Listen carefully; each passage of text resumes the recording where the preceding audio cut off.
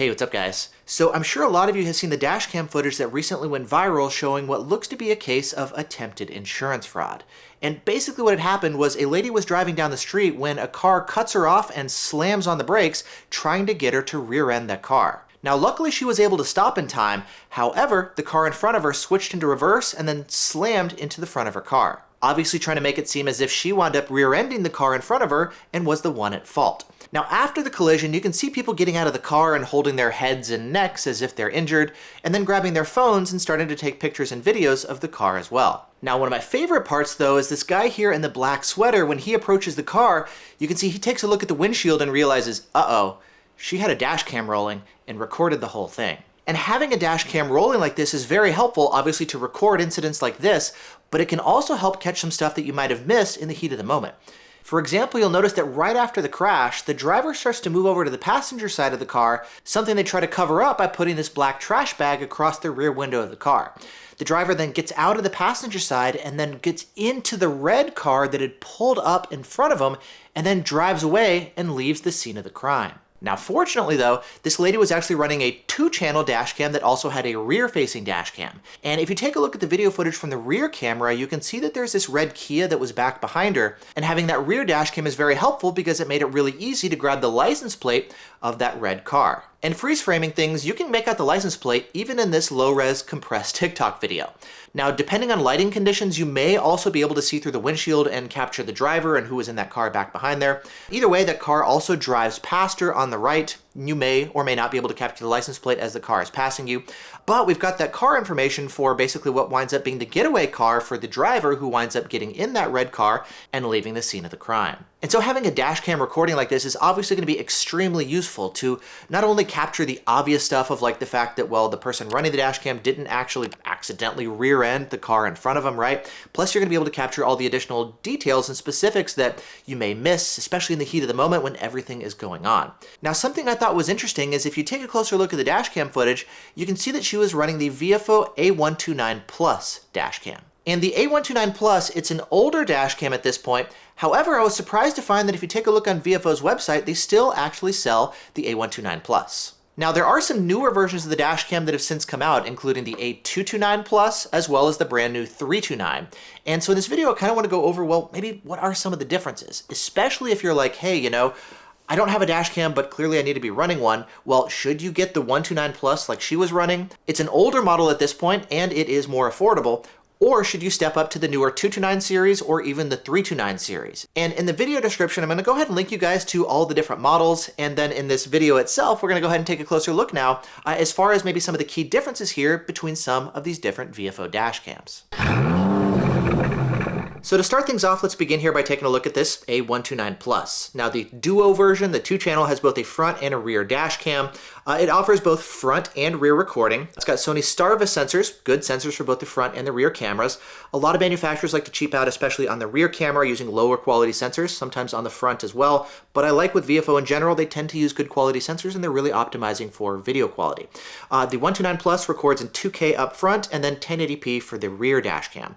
It can record both when you're driving as well as when you're parked, and it offers Wi-Fi capability, so in case of a crash like this, you can always grab your phone and just grab the video footage and just transfer it right to your phone, which is really nice to go ahead and maybe show to police when they arrive on the scene of the crime, or the accident, I guess, to see exactly what had happened to prove that I was not the one at fault. Yes, I rear-ended them, quote unquote. That's what it looks like, but here's what actually happened, right? You can immediately send that video footage over to insurance or to your friends and family, whatever you need. It's nice having that convenience on the side of the road. And it's a lot easier than maybe trying to use the little screen here on the back and like play back the video footage and see what's going on there. You can do that, but I do find that the Wi-Fi is going to make that easier. Now that said, there are some nice improvements with the updated models, including the 229 series as well as the new 329. For example, you can notice there's a new case design, right?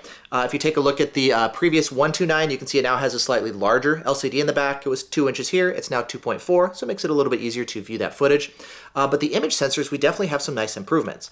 They've been upgraded now to Sony Starvis 2 sensors on the front for better video quality, particularly at night. Additionally, the rear cameras have been upgraded as well. For example, the 129 has kind of this like wedge-shaped design, which is okay, but it kind of limits like the angles that you can mount it. Plus, the cable actually comes out of the top here, which can also become an issue when you're trying to mount it at the very top of the rear window and not actually bend this cable. I've actually seen sometimes where this gets damaged depending on where you mount the rear camera. With the newer designs, it actually has this tube shape, which is going to give you kind of like more possibilities for how you angle the rear camera.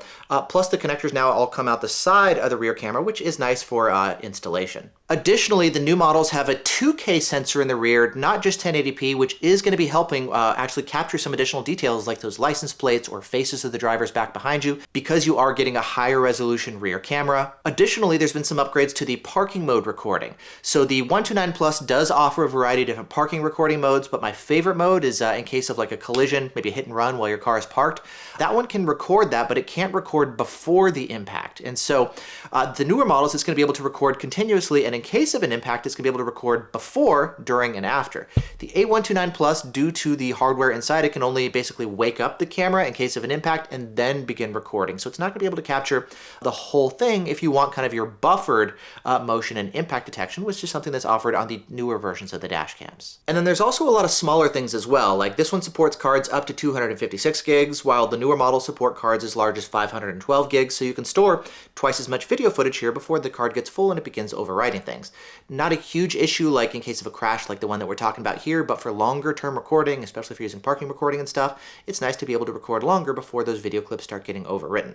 The Wi-Fi that I talked about, this one supports 2.4 gigahertz Wi-Fi, while the newer ones support 5 gigahertz Wi-Fi for even faster file transfer speeds.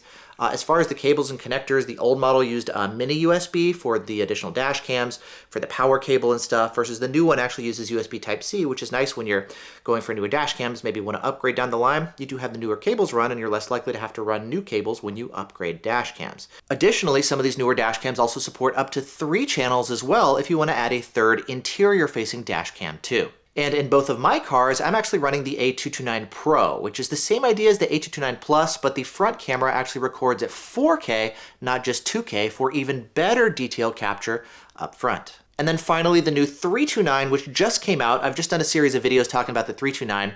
It's basically an upgraded version of the A229 Pro that I run in both of my cars, with the exception of the fact that it can now record at 4K and 60 FPS up front to give you smoother video footage, as well as the fact that it supports an SSD. So if you want to plug in an external drive to give you even more storage, you do have the option. Now, one of the trade-offs, though, is the fact that with the 329, you no longer have the option for an interior cabin-facing camera if you want it.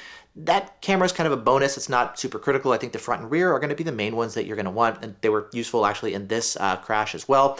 But the SSD drive is actually going to be plugging into what effectively would have been the interior camera port. So we no longer have the option here on the 329. The 329 is now available with just up to 2 channels, which again, 2 channels front and rear are going to be the main cameras that most people would want. And so as far as these different models here, if you were to be choosing one today, you can go for the A129 Plus to get maybe a more affordable option.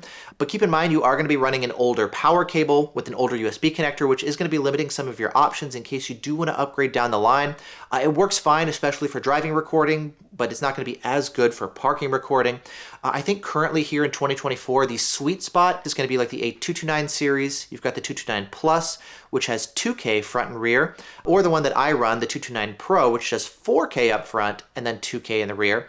Or if you want to go for the latest and greatest, there's also the new 329 that just came out, which is going to do 4K up front and 2K in the rear as well. And down in the video description, I'm going to go ahead and link to all the different models that I talked about, as well as things like the power cables that you'll need, recommended memory cards, different accessories, things like that as well. And regardless of which dash cam you choose, I highly obviously recommend that you run one. Like, yes, I cover them here on my channel because I find them to be so useful, especially for cases like this. You may be an amazing driver, but who knows what other people on the road are going to be doing as well. And obviously it's really nice to have a dash cam recording in case something crazy happens. You've got the video footage and it's very clear that you were not the one at fault. It's somebody else on the road who's doing, insurance fraud, or they ran a red light, or whatever it is. It is very useful to have that video footage in case you need it. So I highly recommend that you run one. Got a lot of videos talking about the different models, different options, different price points, etc. But if you're looking for the Viofos, which tend to be some of my picks for having like the best video quality and kind of a good performance, good quality for the money, these are going to be some of the options that I would suggest that you can take a look at. Thanks so much for watching. Hope you guys are doing great, and I'll see you in the next one.